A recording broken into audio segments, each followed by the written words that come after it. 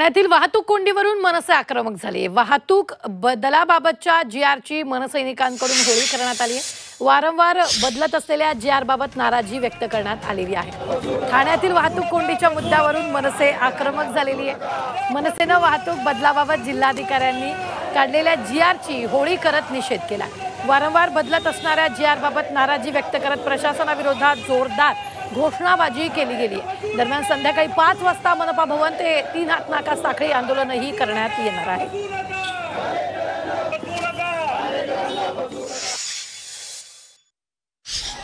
मला आता कळतच नाहीये ठाण्यात नक्की चाललंय काय। हा ठाण्यातला तिसरा जीआर आलाय आणि हा तिसरा जीआर आहे की पहिले दोन्ही जीआर रद्द केलेले आहेत। म्हणजे सुरुवातीला परिवहन मंत्र्यांच्या आदेशाने एक जीआर आला आणि त्या जीआर नुसार 31 डिसेंबरपर्यंत ठाण्यात हेवी वाहनांना बंदी घालण्यात आली। ही कुठल्याही ठाणेकरांची मागणी नव्हती।